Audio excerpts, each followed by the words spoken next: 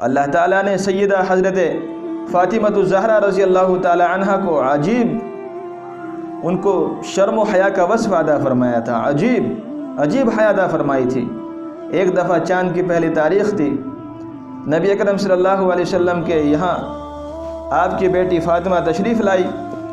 پوچھا فاطمہ کیا تم نے چاند دیکھا ہے؟ عرض کیا اے اللہ کے نبی صلی اللہ علیہ وسلم میں نے چاند نہیں دیکھا۔ فرمایا کہ بیٹی تم نے کیوں نہیں دیکھا؟ وہ خاموش ہو گئی۔ نبی اکرم صلی اللہ علیہ وسلم نے دوبارہ پوچھا اس کی کیا وجہ تھی؟ سیدہ فاطمہ رضی اللہ تعالی عنہ نے جواب دیا اے ابا جان، میرے دل میں خیال آیا کہ آج پہلی کا چاند ہے، سب لوگ چاند کی طرف دیکھ رہے ہوں گے، اگر میں بھی دیکھوں گی تو میری نگاہیں اور غیر محرم کی مردوں کی نگاہیں چاند کے اوپر اکٹھی ہوں گی۔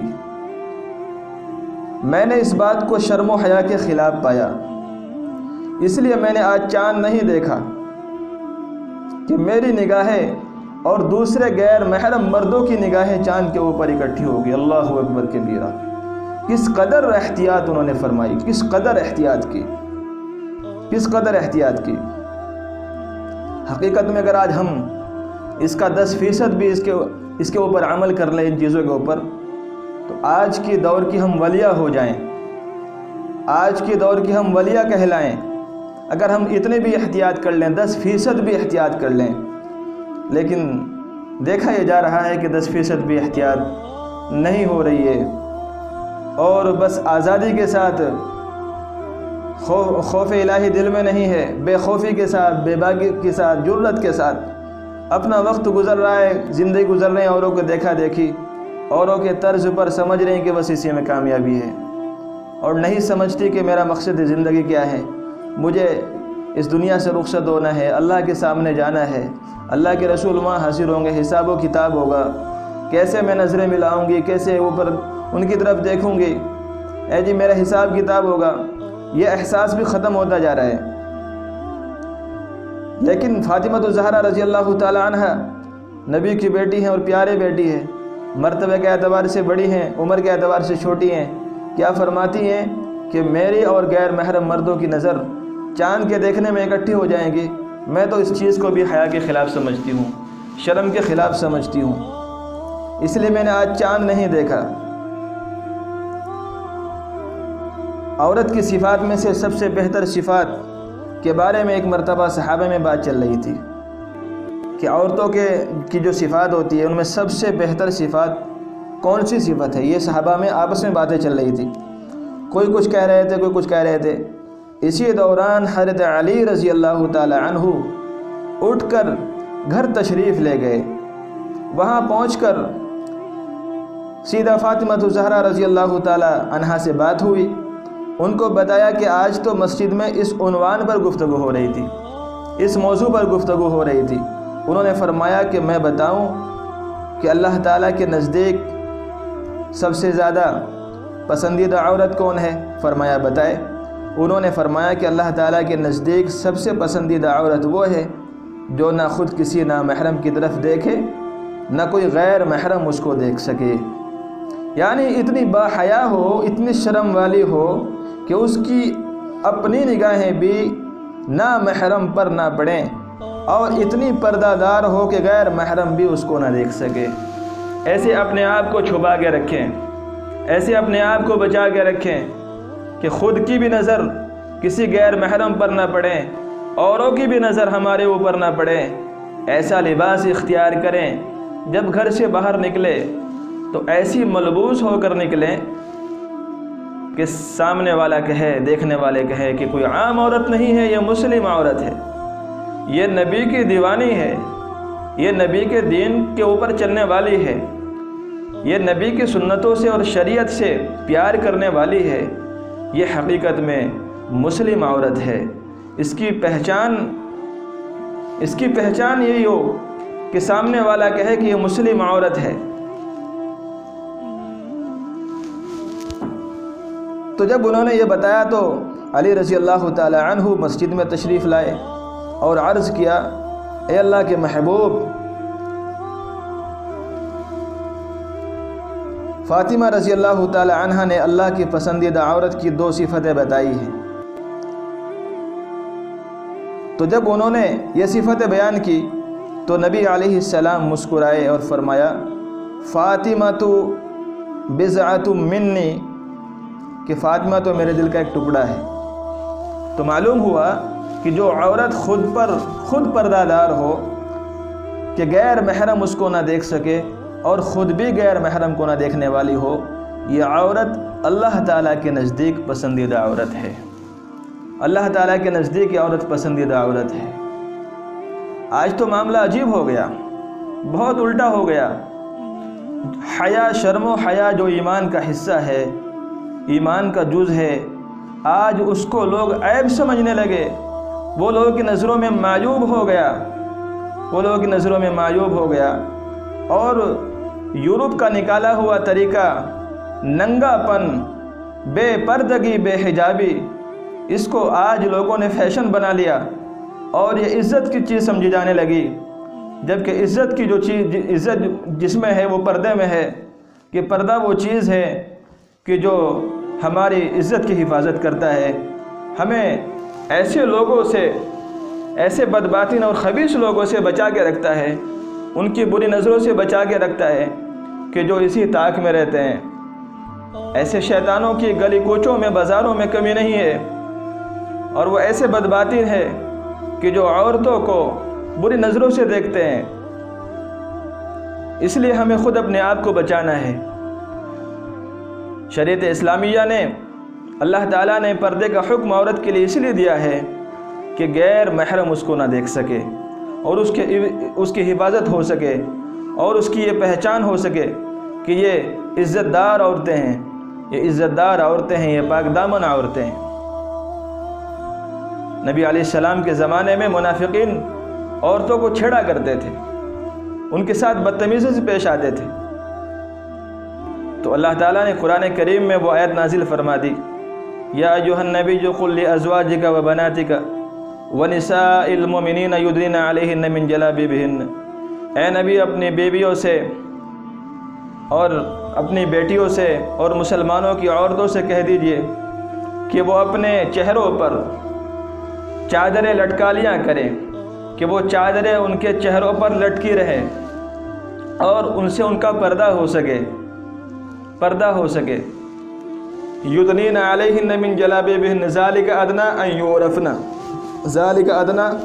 ان یعرفن فلا یؤذین، یہ طریقہ اختیار کرنے میں، ذالک ادنی ان یعرفن فلا یؤذین، جس سے پہچان ہو سکے، یعنی کہ ایک اپنی نظر کھول کے رکھے، ایک کوئی بڑی چادر ہو اپنے آپ کو اس میں لپیٹ کے رکھے، اور راستہ دیکھنے کے لیے، اور نظریں ہماری، آنکھیں ہماری صرف کھلی رہیں۔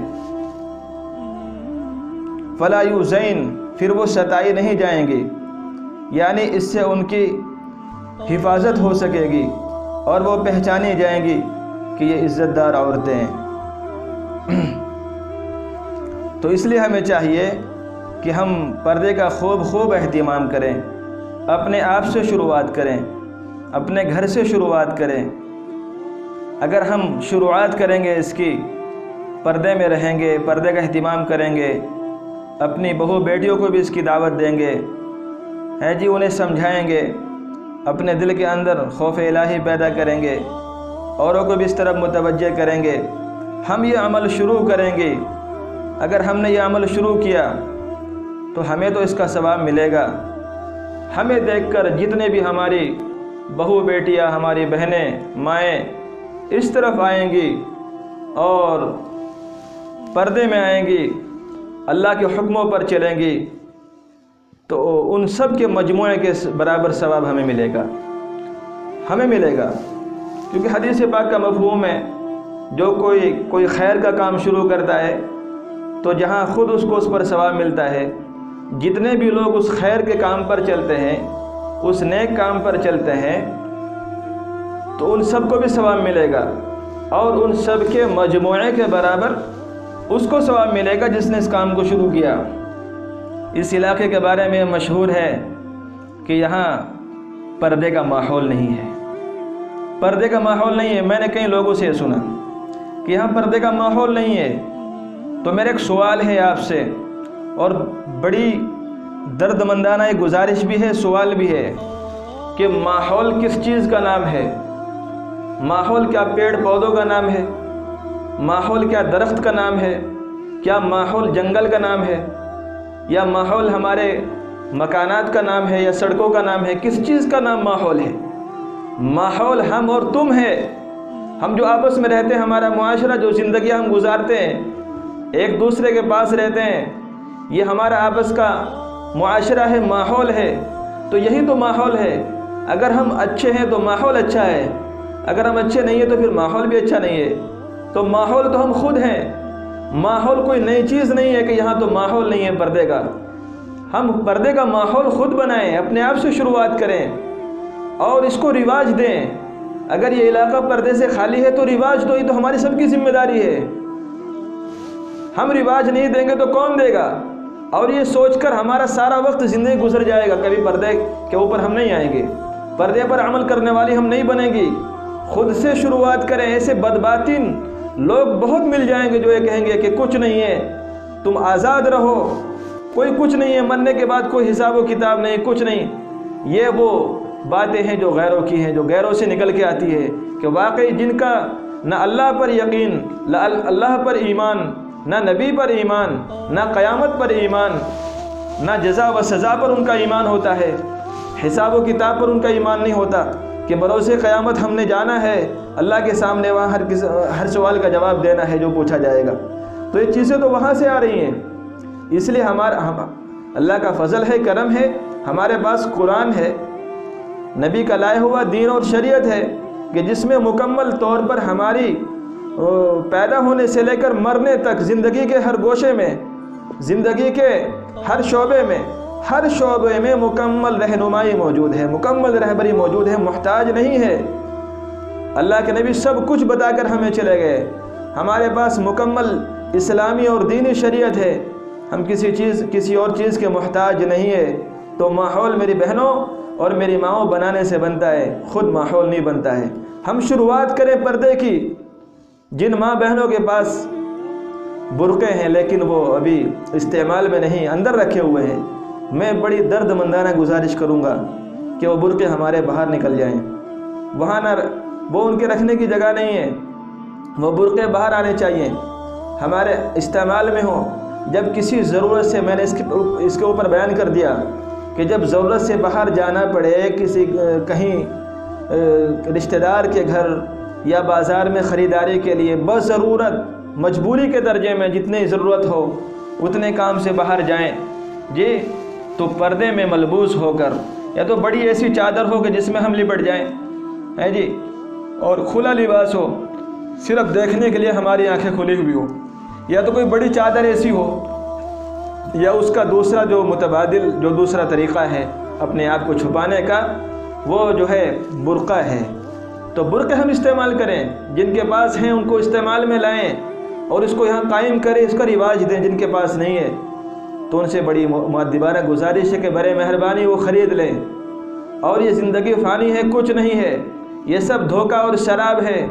آج ہم سوئے ہوئے ہیں، جب موت آئے گی تو آنکھیں کھل جائے گی اور پھر انسان کو پتہ چلے گا کہ میں نے کیسی زندگی گزاری.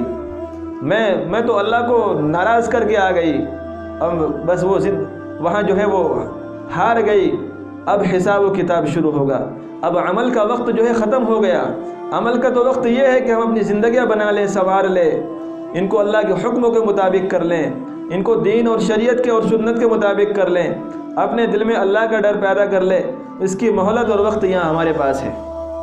تو رواج ہم خود دیں، اس کا خیال نہ رکھے دل میں اور اس کی طرف توجہ نہ دیں.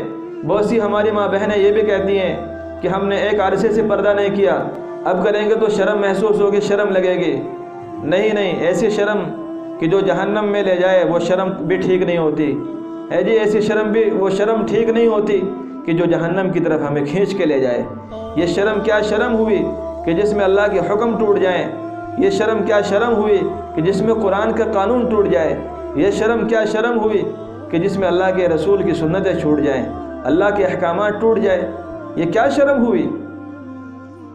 وہ سے کہتی ہیں کہ اب 900 چوہے کھا کر بلی حج کو چلی۔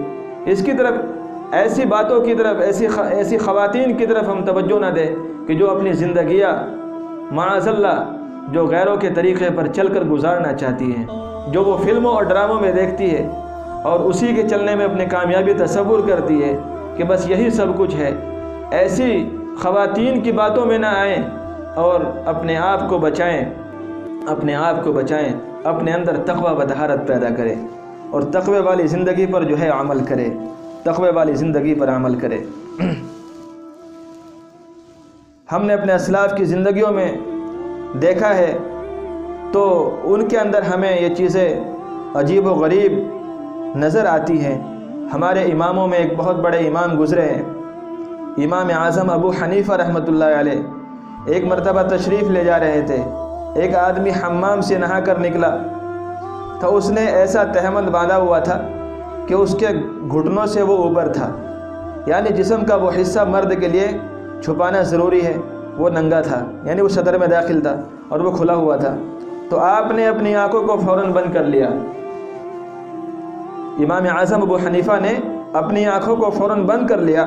وہ آدمی قریب آیا اور کہنے لگا، اے نعمان، آپ کب سے اندھے ہوئے؟ آپ کب سے اندھے ہوئے؟ آپ نے فرمایا کہ جب سے تجھ سے حیا رخصت ہوئی تب سے میں اندھا ہو گیا ہوں۔ جب سے تجھ سے حیا رخصت ہوئی تب سے میں اندھا ہو گیا ہوں۔ تو دیکھیے کیسی ان کی زندگیاں ہوتی تھی۔ ارے شیخ عبدالحق محدث دہلوی رحمۃ اللہ علیہ عجیب بات لکھتے ہیں اپنی کتاب میں کہ جس انسان کی زندگی پاک دامنی کی زندگی ہوگی، اللہ تعالیٰ اس انسان کی دعاؤں کو کبھی رد نہیں فرمایا کرتے۔ جس انسان کی زندگی قرآن و سنت کے مطابق ہوتی ہے، قرآن کے احکامات کے مطابق ہوتی ہے، پاک دامنی والی ہوتی ہے، تو اللہ تعالیٰ ایسے انسان کی دعاؤں کو کبھی رد نہیں فرمایا کرتے۔ اس کے بعد انہوں نے ایک واقعہ نقل کیا۔ شیخ عبدالحق محدث دہلوی نے فرماتے ہیں کہ دہلی میں ایک مرتبہ قحط پڑا، بارش نہیں ہوئی تھی، لوگ پریشان، جانور پریشان، چرند و پرند پریشان، نہ سبزہ ہے نہ پانی تھا، ہر طرف خشکی ہی خشکی نظر آتی تھی۔ اس پریشانی کے عالم میں لوگ علماء کی خدمت میں آئے کہ آپ ہمارے لیے کوئی دعا کیجئے۔ انہوں نے نماز استسقاء کے لیے سب لوگوں کو بلایا، چھوٹے بڑے مرد و عورت سب اکٹھے ہو گئے۔ انہوں نے نماز ادا کی اور اللہ تعالیٰ سے رو رو کر دعائیں مانگنے میں دن گزر گیا، مگر قبولیت کے لیے کوئی آثار نظر نہیں آ رہے تھے۔ جب عصر کا وقت ہوا تو دیکھا کہ ایک سواری پر کوئی سوار ہے اور ایک نوجوان آدمی اس سواری کی نکیل پکڑ کر جا رہا ہے۔ وہ قریب سے گزرا تو رکا، اس نے آ کر پوچھا لوگ کیوں جمع ہیں؟ بتایا گیا کہ یہ لوگ اللہ تعالیٰ سے اس کی رحمت کی دعا مانگ رہے ہیں، بارش کی دعا مانگ رہے ہیں، مگر قبولیت کے لیے کوئی آثار ظاہر نہیں ہو رہے ہیں۔ وہ کہنے لگا اچھا میں دعا مانگتا ہوں۔ وہ آدمی سواری کی طرف گیا اور وہاں جا کر پتہ نہیں اس نے کیا بات کہی کہ تھوڑی دیر میں آسمان پر بادل آ گئے۔ تھوڑی دیر میں آسمان پر بادل آ گئے اور سب نے دیکھا کہ چھم چھم بارش برسنے لگی۔ سب حیران تھے۔ چنانچہ جن علماء کو اس لڑکے کی بات کا پتہ تھا وہ اس کے پیچھے گئے کہ ہم پوچھیں کہ اس کی بات میں کیا راز تھا۔ جب اس سے جا کر پوچھا کہ اللہ تعالیٰ کی یہ رحمت کیسے آئی تو وہ کہنے لگا کہ اس سواری پر میری والدہ سوار ہے، اس سواری پر میری والدہ سوار ہے۔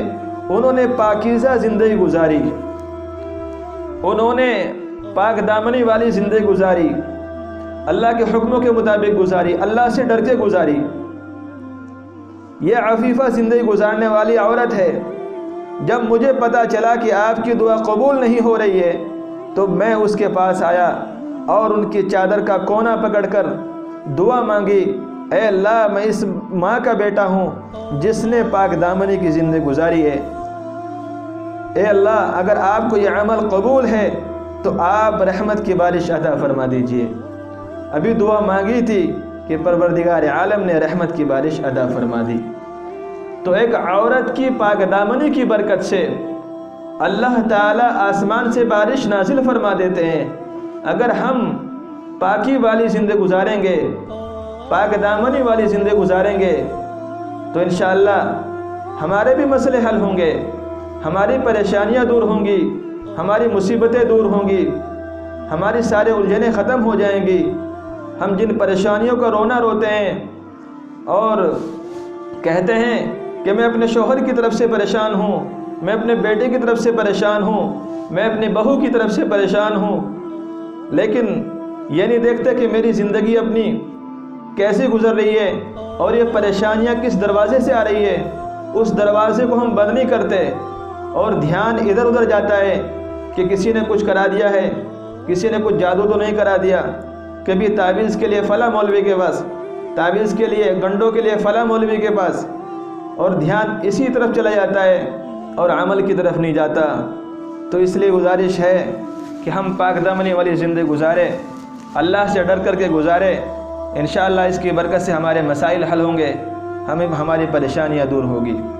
نبی کریم صلی اللہ علیہ وسلم نے صحابہ کرام میں، صحابیات میں حیا والی صفت ایسی کوٹ کوٹ کر بھر دی تھی کہ ان کی نگاہیں غیر کی طرف کبھی اٹھتی نہیں تھی، کبھی نہیں اٹھتی تھی۔ چنانچہ عمر ابن خطاب رضی اللہ تعالی عنہ کے دور میں ایک عورت یمن سے چلی، ملک یمن سے چلی اور مدینہ طیبہ اکیلی آئی، عمر ابن خطاب رضی اللہ تعالی عنہ کے دور خلافت میں۔ انہوں نے مہینوں کا سفر کیا۔ اس عورت وہ رات کو بھی کہیں ٹھہرتی ہوگی، جی دن کو بھی کہیں ٹھہرتی ہوگی، چلتی ہوگی، سفر کرتی ہوگی، اور اس کے پاس مال بھی تھا، اسے جان اور اپنی عزت و ناموس کا بھی خطرہ تھا۔ حضرت عمر رضی اللہ تعالی عنہ کو پتہ چلا تو آپ نے انہیں بلوایا، پہلے یہ پوچھا کہ اکیلی کیوں آئی، اس نے کوئی عذر پیش کیا، پھر آپ نے ایک سوال پوچھا کہ بتاؤ تم جوان العمر عورت ہو، تم نے اکیلے سفر کیا، آبادیوں سے بھی گزری، ویرانوں سے بھی گزری، تمہیں جان و مال اور عزت و آبرو کا بھی خطرہ تھا، یہ بتاؤ کہ تم نے یمن سے مدینہ تک کے لوگوں کو کس حال پر پایا؟ اس نے جواب دیا کہ امیر المومنین، میں یمن سے چلی اور مدینہ طیبہ تک پہنچی اور میں نے رستے کے سب لوگوں کو ایسے پایا جیسا کہ یہ سب کے سب ایک ماں باپ کی اولاد ہوتے ہیں۔ ان سب کی نگاہیں اتنی پاکیزہ تھی کہ جوان العمر عورت سینکڑوں میل کا سفر کرتی تھی اور اسے اپنی عزت و آبرو کا کوئی خطرہ نہیں ہوا کرتا تھا۔ تو یہ اس دور کی بات ہے کہ جو خیر القرون کا دور کہا جاتا ہے، جس کو آج تو چونکہ فتنہ فساد کا دور ہے تو ہمیں کس قدر مزید احتیاط کی ضرورت ہے، مزید ہمیں احتیاط کے ساتھ قدم اٹھانے کی کتنی ضرورت ہے، یہ ہمیں سمجھ لینا چاہیے۔ حدیث پاک کے اندر یہ بھی آتا ہے کہ ایک عورت تھی جس کا جوان بیٹا فوت ہو گیا، وہ نبی علیہ السلام کی خدمت میں حاضر ہوئی، اداس تھی، مغموم تھی، رو رہی تھی، مگر بالکل کپڑے پردے کے اندر لپٹی ہوئی تھی۔ ایک صحابی نے یہ کہہ دیا، دیکھو یہ بوڑھی عورت ہے، اس کا جوان بیٹا فوت ہو گیا ہے، لیکن یہ خود کتنی کپڑوں میں لپٹی بیٹھی ہے۔ تو وہ صحابیہ ان کو کہنے لگی کہ میرا بیٹا ہی تو فوت ہوا ہے، میری حیا تو فوت نہیں ہوئی، کہ میرا بیٹا ہی تو مرا ہے، میرا بیٹا ہی تو فوت ہوا ہے، میری حیا تو ختم نہیں ہوئی، میری شرم تو ختم نہیں ہوئی کہ میں اپنے جسم سے کپڑا ہٹا دوں۔ تو ایسے وقت میں بھی جب ماں بچے کی وجہ سے اتنی غمزدہ ہوتی ہے کہ اس کو اپنا ہوش نہیں رہتا، صحابیات اس حالت میں بھی پردے کا لحاظ کرتی تھی، تو پھر عام حالات میں وہ کتنا لحاظ کرتی ہوں گی۔ اس میں جو ہے ہم سب کے لیے سبق ہے۔ بہت سی ہماری ماں خواتین، عورتیں، بہنیں خوشیوں کے موقع پر پردے کا، بے پردگی کا جو ہے وہ جواز نکال لیتی ہیں۔ جی خوشیوں کے موقع پر تو جو ہے ایسا محسوس ہوتا ہے کہ گویا پردہ کوئی شریعت کا حکم نہیں ہے، پردہ کوئی شریعت کا حکم نہیں ہے، ایسی آزاد ہو جاتی ہیں کہ سج دھج کر، بن سمر کر، اور ہزاروں ہزاروں روپیوں کا میک اپ منہ پہ لگا کر نکلتی ہیں اور سب بازاروں کی زینت بھی بنتی ہے، جی پروگراموں کی زینت بھی بنتی ہے، اور مردوں میں جو ہے ہیجان پیدا کر دیتی ہے، ان کے جذبات کو ابھارتی ہے۔ تو کمیاں جو ہے ہماری اپنی ہیں کہ ہم جو ہے اوروں کے بھی گناہ کا سبب بنتی ہیں، اوروں کے لیے بھی گناہ کا سبب بنتی ہے۔ تو جیسے خود سے گناہ کرنا کوئی گناہ ہے، اوروں کے لیے گناہ کا سبب بننا بھی گناہ ہے۔ اگر ہم سنور گئی، اپنے آپ کو ہم نے بچا کے رکھا، تو میں کہتا ہوں کہ ہماری نسلیں سنور جائے گی، ہمارے خاندان سنور جائیں گے، ہمارا معاشرہ سنور جائے گا۔ بات دراصل عورت سے ہے کہ عورت سدھری، عورت کی اصلاح ہوئی، جی عورت کی اصلاح ہوئی تو پورے خاندان کی اصلاح ہو جاتی ہے، پورے معاشرے کی اصلاح ہو جاتی ہے، پورے محلے کی اصلاح ہو جاتی ہے۔ لیکن خود کی اصلاح نہ ہوئی تو اوروں کی پھر کیا اصلاح ہوگی؟ بار بار یہ پیچھے میں بیان کر چکا ہوں کہ اپنے آپ کو ہمیں اس طرز پر لانا ہوگا اور اپنی زندگیوں میں تبدیلی لانے ہوگی، اپنا مزاج دینی مزاج بنانا ہوگا، تب جا کر یہ صفات ہماری اولاد کے اندر، ہمارے ماتحتوں کے اندر بھی جو ہے وہ پیدا ہوگی، ان کے اندر بھی جو ہے وہ صفات منتقل ہوں گی۔ تو چاہے خوشی کا موقع ہو، چاہے غم کا موقع ہو، شریعت کے حکام نہیں بدلتے، چاہے غمی کا موقع ہو یا خوشی کا موقع ہو، کسی میت کا موقع ہو یا شادی کا موقع ہو، شریعت کے احکام نہیں بدلتے، شریعت کے احکام بدستور قائم رہتے ہیں۔ لہٰذا ہمیں خوشی کا موقع پر بھی اور غمی کے موقع پر بھی خوب احتیاط کرنے کی ضرورت ہے، خوب احتیاط کرنے کی ضرورت ہے۔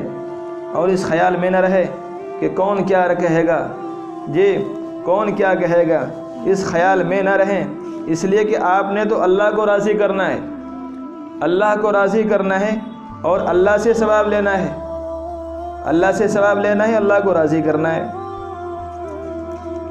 اس لیے ہمیں چاہیے کہ ہم اللہ کے حکموں کے مطابق اور شریعت و سنت کے مطابق اپنے آپ کو بنانے کی، سنوارنے کی فکر کریں، اس کی کوشش کریں۔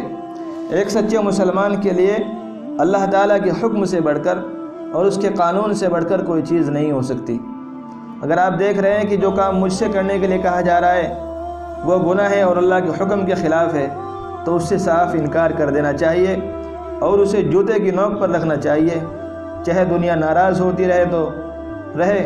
قرآن کا جو قانون ہے وہ اصل ہے، اس کے خلاف ایک مومن کامل ہرگز نہیں جا سکتا۔ اس کے سامنے تو اللہ اس کے رسول کی رضا اور اطاعت ہوتی ہے، دنیا والوں کی جھوٹی دل جوئی نہیں۔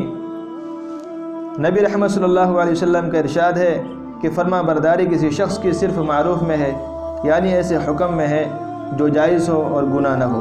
تو معلوم ہوا کہ ہر مسلمان کے لیے سب سے بڑی دلیل، سب سے بڑی حجت اللہ کا حکم، قرآن کا قانون اور نبی کریم صلی اللہ علیہ وسلم کا فیصلہ ہے۔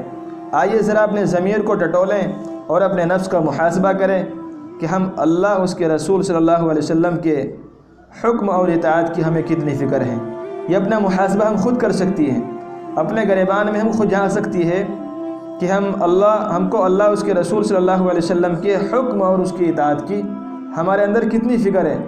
یہ ہم صرف دنیا کی عیش و عشرت اور رنگ رنگلیوں میں، دنیا پرست لوگوں کے رنگ میں اپنے آپ کو رنگ کر اپنی پہچان اور اسلامی شعائر کھو چکے ہیں۔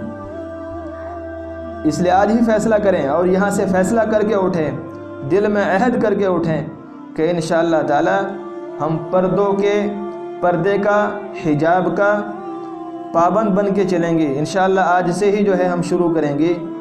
سننے میں تو یہ بھی آیا ہے، دیکھا تو ہم نے نہیں لیکن سننے میں آیا ہے کہ ہماری خواتین جو یہاں پروگرام میں بھی آتی ہے تو وہ بھی پردے کا اہتمام ابھی انہوں نے شروع نہیں کیا، پردے کا اہتمام نہیں کر رہی ہے، پردہ شروع نہیں کیا۔ اور جو باتیں سنی جا رہی ہے، قرآن و سنت کے جو احکامات بیان کیے جا رہے ہیں، ان پر ابھی تک عمل پیرا نہیں ہوئی، ابھی تک عمل پیرا نہیں ہوئی۔ جب ہم ایک دین کی مجلس میں اللہ کے حکم پر نہیں چل رہے ہیں اور نہیں چل سکتے، تو پھر ہم ایسے پروگراموں میں جو بالکل گناہوں پر مشتمل ہوتے ہیں، جس میں گناہ ہی گناہ ہوتے ہیں، وہاں ہم اللہ کے حکم کو پورا کرنے والے کیسے بنیں گے؟ تو میں نے عرض کیا کہ ہم شروعات کریں اس چیز کی اور اپنے دل کے اندر خوف الہی پیدا کریں، شروعات اپنے سے کریں اور پردے کا رواج قائم کریں۔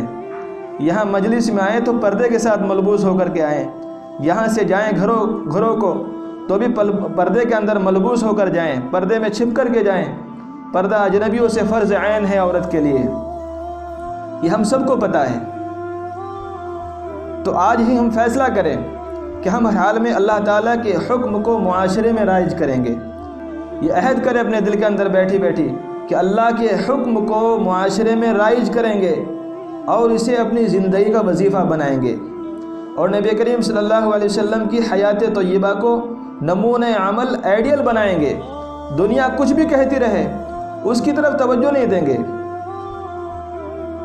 یورپ کے غلام چاہے اس کو ترقی کی راہ میں رکاوٹ سمجھنے لگے تو وہ سمجھے، اور اس کو جو ہے دقیانوسیت وہ کہیں تو کہنے دے، بدنام کر رہے ہیں تو کرنے دے، عزیز و اقارب رشتہ دار ناراض ہو رہے ہیں تو ہونے دو، لیکن حکموں کو، شریعت کے قانون کو شریعت کے نہ توڑو۔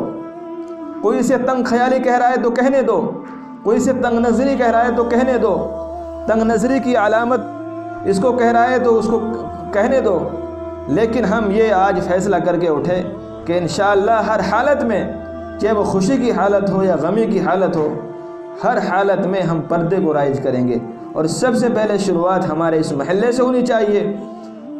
کیا پتہ اللہ کو ہمارا یہ عمل قبول ہو جائے اللہ کی بارگاہ میں، اور اسی پر جو ہے ہماری نجات ہو جائے، اسی پر جو ہے ہم کامیاب ہو جائیں، جی اسی پر اللہ تعالی ہماری مغفرت کر دے، ہماری بخشش فرما دے۔ اوروں کے لیے بھی یہ عمل آپ کا ہدایت کا ذریعہ بنے گا انشاءاللہ، اور یہاں پورے شہر میں یہاں خیر کے اور بھلائی کے پھیلنے کا جو ہے ذریعہ بنے گا۔ اللہ نے قرآن میں فرمایا ہے لَقَدْ كَانَ لَكُمْ فِي رَسُولِ اللَّهِ أُسْوَةٌ حَسَنَةٌ، کہ در حقیقت تم لوگوں کے لیے اللہ کے رسول صلی اللہ علیہ وسلم کی زندگی میں ایک بہترین نمونہ ہے۔ ہم اللہ اس کے رسول کی محبت کا دعویٰ کرتے ہیں، قرآن پر ہمارا ایمان ہے، اور یہ قرآن کریم زندگی کے ہر موڑ پر ہماری رہنمائی کرتی ہے۔ یہ کامل دستور حیات ہے، قانون زندگی ہے۔ ہم اس کے احکامات پر پورے عمل کریں۔ ہماری زندگی کا مقصد اللہ کی رضا جوئی اور خوشنودی ہے، اللہ کی رضا جوئی اور خوشنودی ہے۔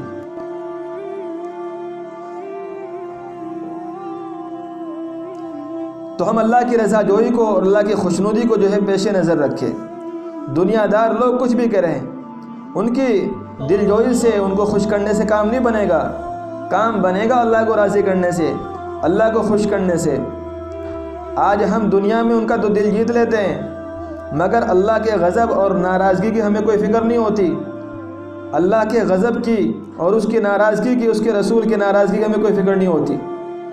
لوگوں کے کہنے پر ہم اللہ کے حکم کو پامال کر دیتے ہیں، اور اسلامی تعلیمات کو، قرآن کو فراموش کر کے، بھول کر کے اسے بالائے طاق رکھ دیتے ہیں، حالانکہ ہم نے اپنے اعمال کا حساب خود دینا ہے۔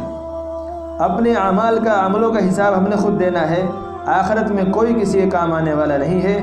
وہ خواتین جو بے پردہ گھوم رہی ہیں تو ذرا اپنے نفس کا محاسبہ کر لیں، اپنے گریبان میں جھانک لیں، اپنے نفس کو ٹٹول لیں، اور سوچیں کیا ان کو دنیا کے دکھاوے کی وجہ سے بے پردہ ہو کر زندگی گزارنا پڑتی ہے، یا نفس پرستی کی وجہ سے ان کو بے حجاب اور بے پردہ رہنے پر وہ چیزیں ان کو مجبور کر رہی ہے۔ یہ محاسبے کی ضرورت ہے، ہمیں اپنا محاسبہ کرنے کی ضرورت ہے۔ اگر آخرت کی فکر ہے تو اس دنیا کے مختصر سی زندگی کو اللہ کے حکم کے مطابق گزارنا سیکھیں، اور آخرت کی زندگی کے لیے عمل کریں جس میں ہمیں ہمیشہ رہنا ہے، جس میں ہمیشہ رہنا ہے، جس میں ہمیں ہمیشہ رہنا ہے کہ کبھی وہاں موت بھی نہیں آئے گی۔ اللہ تعالیٰ مجھے بھی اور آپ کو بھی کہنے سننے سے زیادہ عمل کی توفیق نصیب فرمائیں۔ وآخر دعوانا الحمد للہ رب العالمین۔